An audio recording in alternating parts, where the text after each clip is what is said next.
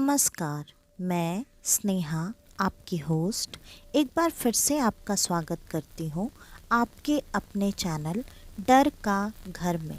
आज जो मैं कहानी आपके लिए लेकर आई हूँ ये कहानी है अमित की।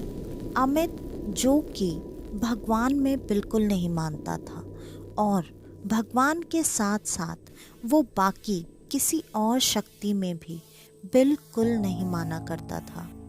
वो बहुत ही बदमाश, ज़िद्दी और एडवेंचरस टाइप का लड़का था। मतलब अगर उसको कहीं पे कुछ भी सुनने के लिए मिल जाया करता था कि यहाँ पर नहीं जाना चाहिए या यहाँ जाकर ये चीज़ नहीं करनी चाहिए, तो वो उन चीज़ों को स्पेशली ढूंढ ढूंढ कर किया करता था, सिर्फ अपनी बातों को साबित करने के लिए कि ऐसी कोई भी चीज़ें जिनमें आप लोग मानते हो या बोलते हो ऐसा कुछ नहीं होता है, कोई भी चीज़ नहीं होती। लेकिन उसकी यही हरकत उसको एक बार बहुत भारी पड़ गई थी। उसके ग्रेजुएशन की पढ़ाई ख़त्म हो चुकी थी और उसके ग्रेजुएशन के बाद अब वो अपने मास्टर्स डिग्री कर रहा था, जो कि लगभग अब ख़त्म होने को ही आ गई थी। उसके भी फाइनल एग्ज़ाम्स हो चुके थे। वो रिज़ल्ट के लिए वेट कर रहा था। उन सबके कॉलेज के सारे दोस्तों की एक कॉमन फ्रेंड थी जिसकी शादी थी। उस शादी में उसे अपने शहर से बाहर दूसरे शहर में जाना था और वहाँ पर जाकर उसे शादी अटेंड करनी थी।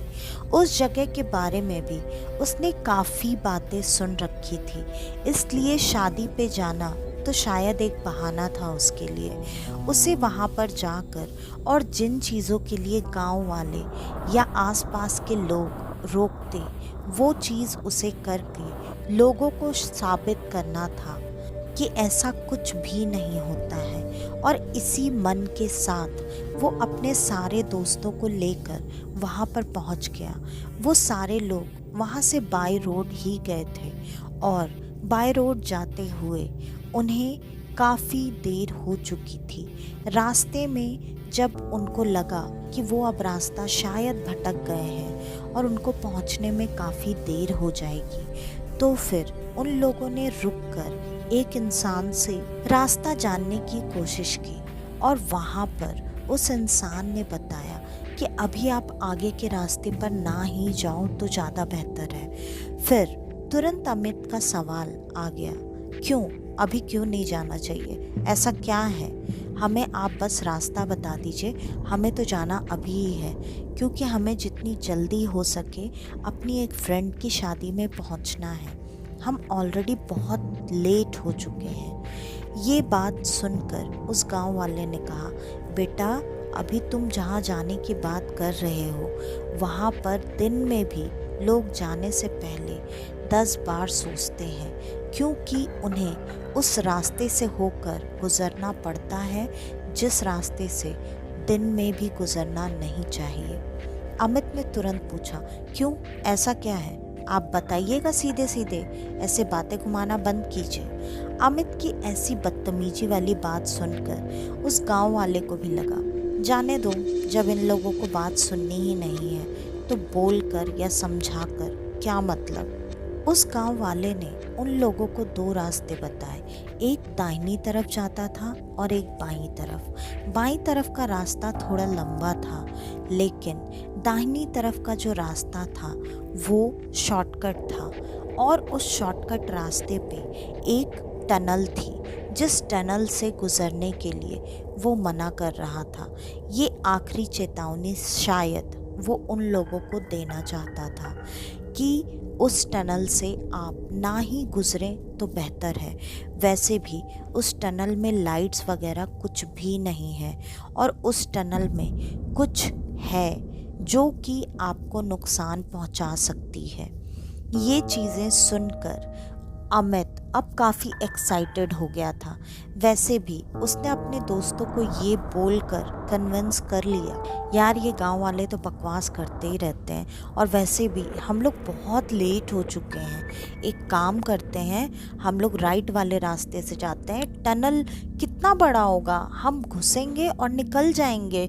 मैं अगर तुम लोगों को चाहिए तो कार थोड़ी ज़्यादा स्पीड में निकाल लूँगा, तुम लोग चिंता मत करो यार, बस चलो चलते हैं उसी रास्ते से। और उसके काफ़ी कन्विंस करने के बाद उसके दोस्तों ने हामी भर दी।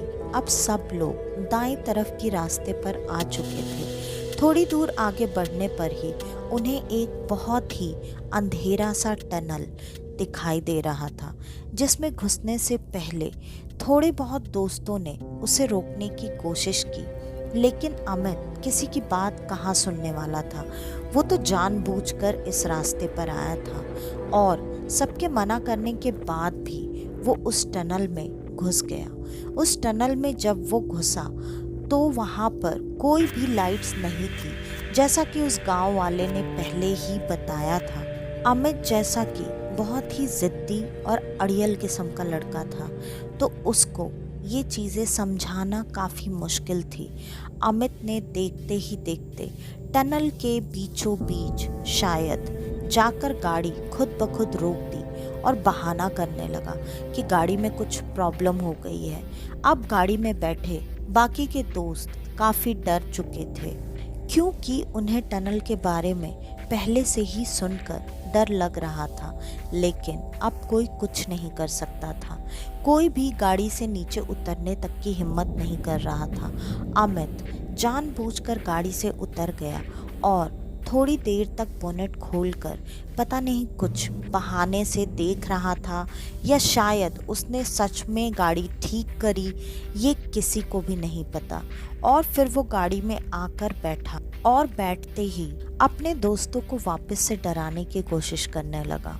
अरे देखा, उसने जो बोला था ना यहाँ कुछ है, मुझे सच में लग रहा है यहाँ पे कुछ है, ये उसी चीज़ ने हमारी गाड़ी यहाँ पर ख़राब कर दी है।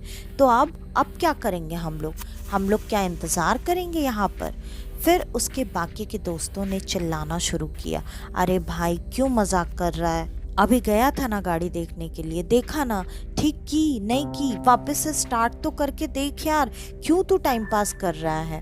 अमित ने कहा, ठीक है शांत बैठो, मैं कर रहा हूँ गाड़ी स्टार्ट। और अमित ने जैसे ही गाड़ी स्टार्ट की, गाड़ी स्टार्ट हो गई। और गाड़ी के स्टार्ट होते ही अमित ने गाड़ी से बाहर अपना एक हाथ निकाला और हाथ निकाल कर कहा, अरे टनल में रहने वाली जो भी चीज़ है, आपने हमारी गाड़ी ख़राब की थी ना, देखो हमने गाड़ी बना ली, अब हम जा रहे हैं, वैसे भी आप तो बकवास हो। कभी भी ऐसी चीज़ों को ऐसा कुछ बोलकर आप उनका अनादर नहीं कर सकते। उनका क्या, किसी भी शक्ति का अनादर हमें कभी नहीं करना चाहिए, चाहे आपने वो शक्तियाँ देखी हों या ना देखी हों। ये कभी कभी आप सब पर भी बहुत भारी पड़ सकता है, बिल्कुल अमित की तरह। और इतना कहकर अमित ने अपनी गाड़ी स्टार्ट की और वो वहाँ से निकल कर चले गए। थोड़ी ही देर में वो गांव पर पहुंच चुके थे। वहां पर पूरा घर शादी की तैयारियों में लगा हुआ था। घर को दुल्हन की तरह सजा दिया गया था। घर भी कोई छोटा मोटा नहीं था, बहुत ही बड़ी हवेली थी, जिसको इतनी खूबसूरती से सजाया गया था कि वो गांव में एंटर करते ही दूर से चमकती हुई अलग सी ही नज़र आ रही थी। और फिर सारे दोस्त वहाँ पर पहुँचे और अपनी दोस्त गीतिका के पास तुरंत दौड़कर पहुँच गए। वो भी एक दुल्हन की चमक के साथ इतनी खूबसूरत लग रही थी जिसका कोई हद नहीं था। उसे जो भी देखता सिर्फ देखता ही रह जाता। गीतिका तो वैसे भी बहुत खूबसूरत थी, लेकिन कहते हैं ना कि शादी के वक्त दुल्हन पे एक अलग ही निखार छाया होता है। वही निखार गीतिका के चेहरे पर सबको नज़र आ रहा था, और अमित को भी।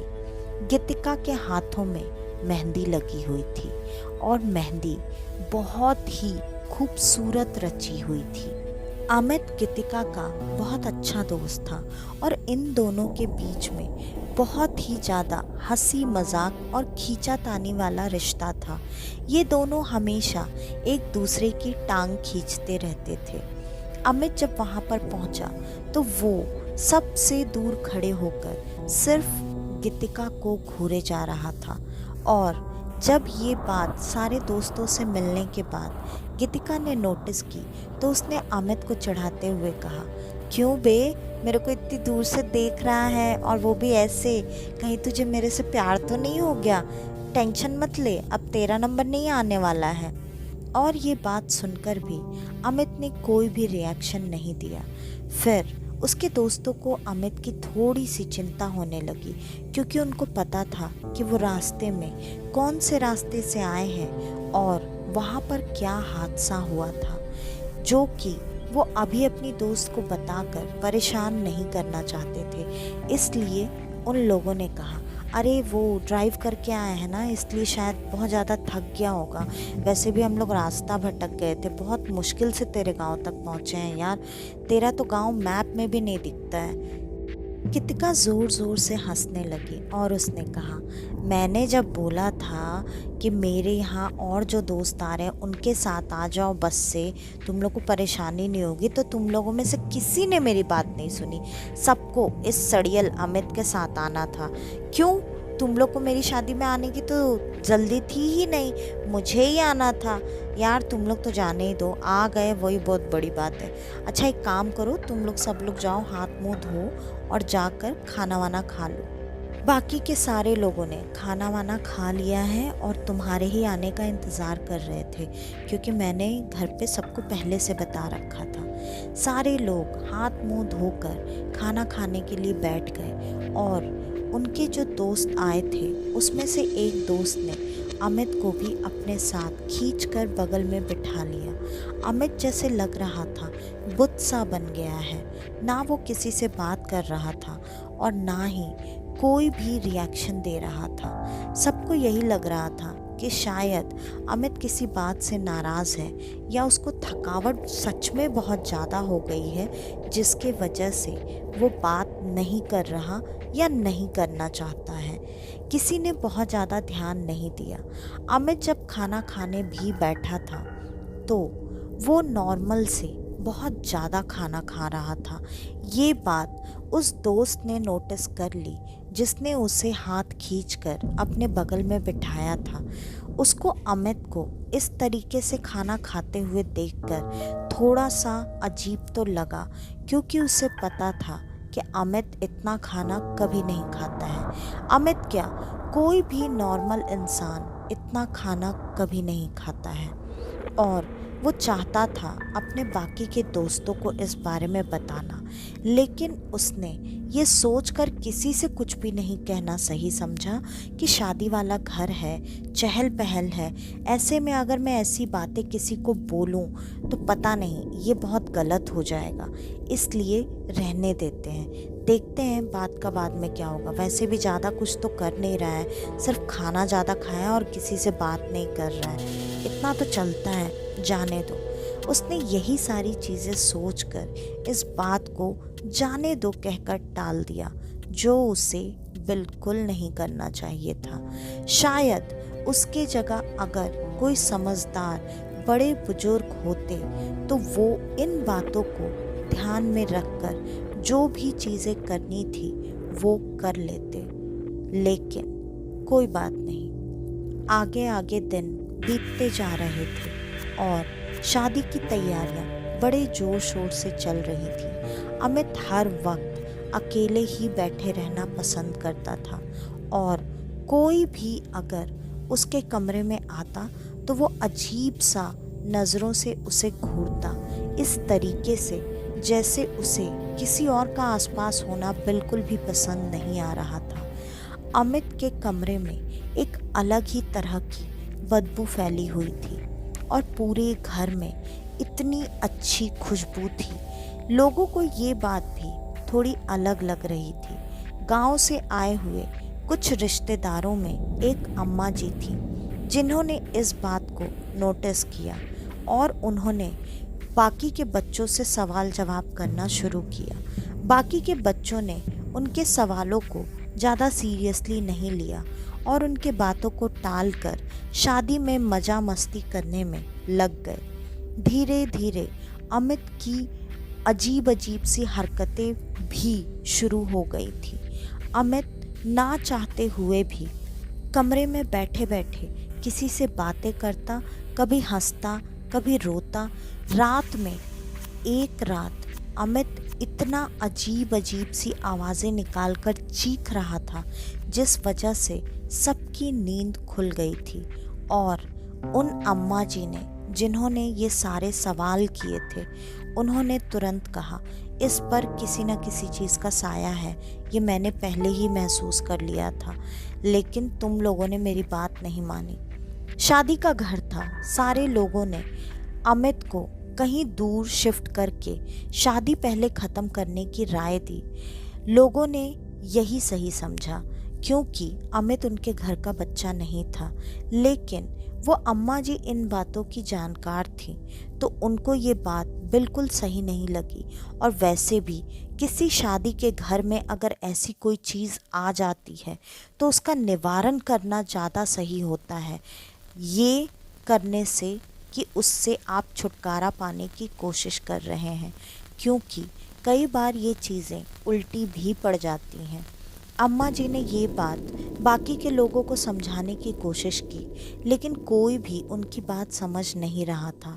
तो अम्मा जी ने नीचे के कमरे में अमित को शिफ्ट करने की सलाह दी और कहा कि उस जगह को वो जैसे भी हो सकेगा बांधकर उसे रोक देंगी और बाकी का वो बाद में देखेंगी। अम्मा जी को इन चीज़ों में थोड़ी बहुत जानकारी थी और अम्मा जी बजरंगबली की बहुत बड़ी भक्त भी थी।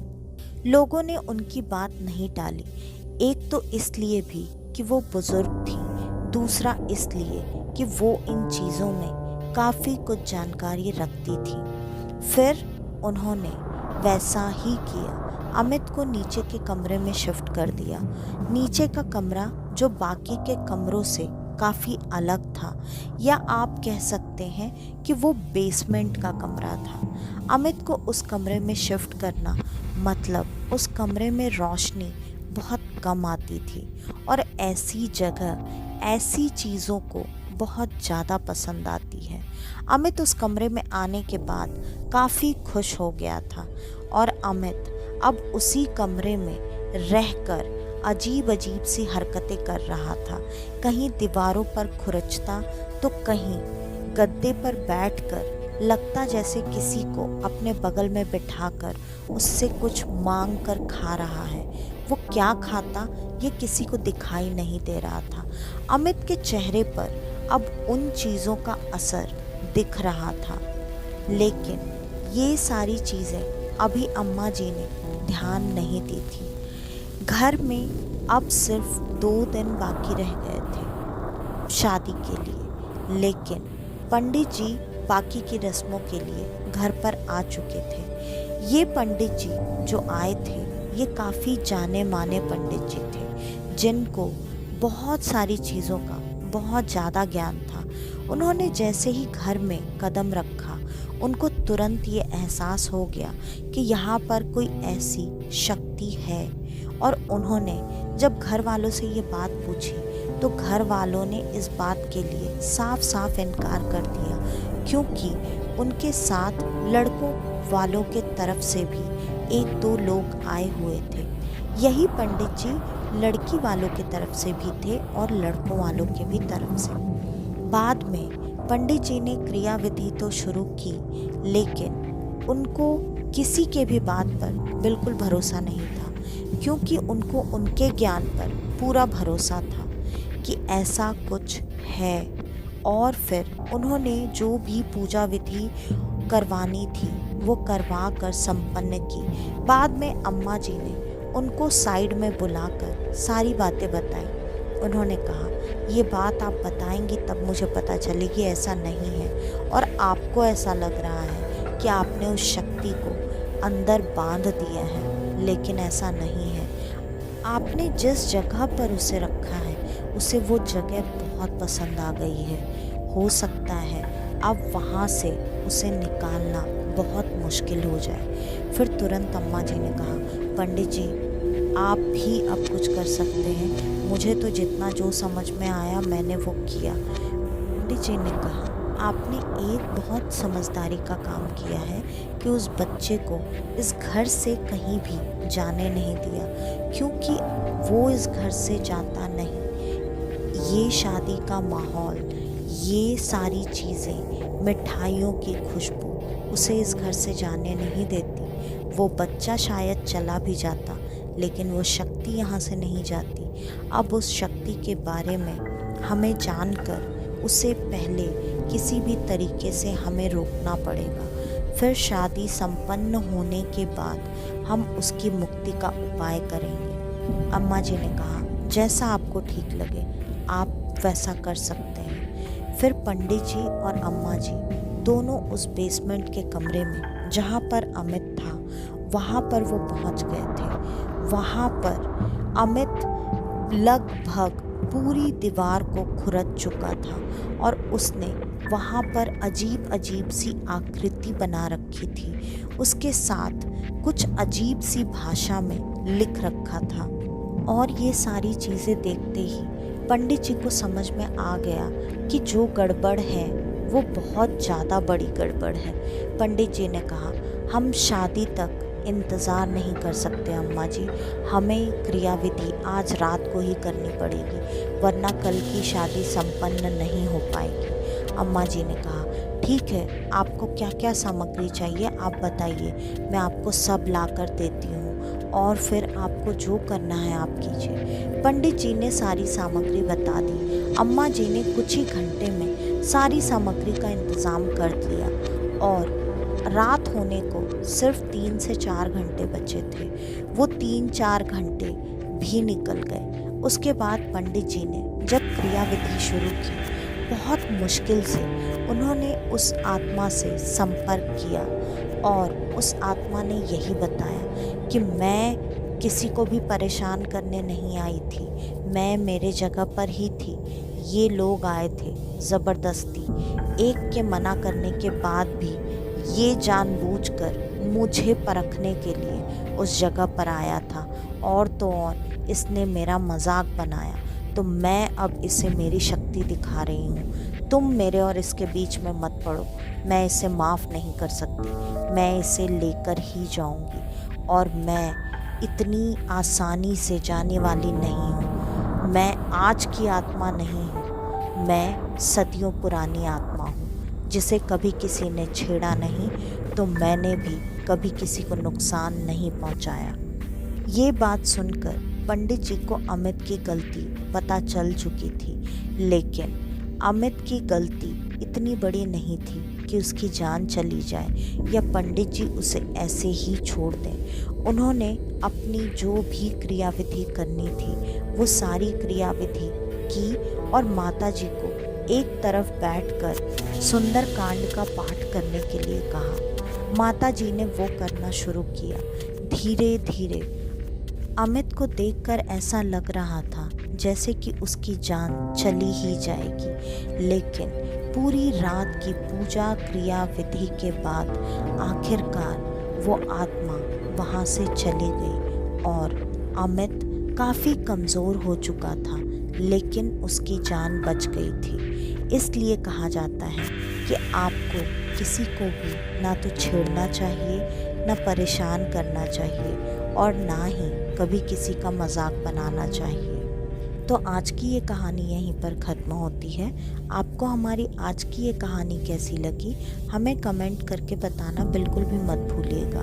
और अगर आपको हमारी आज की ये कहानी पसंद आई है तो हमारे इस चैनल को लाइक, शेयर और सब्सक्राइब करना बिल्कुल भी ना भूलें। और अगर आपके भी पास आपकी ऐसी कोई कहानी हो तो डिस्क्रिप्शन में दिए ईमेल आईडी पर आप हमें आपकी वो कहानी भेज सकते हैं। तो आज के लिए बस इतना ही। कल वापस से आपसे मिलने आऊँगी कुछ जाने अनजाने किस्से कहानियों के सफ़र पर आपको लेकर जाऊँगी आपके अपने डर का घर में। तो कल तक के लिए नमस्कार।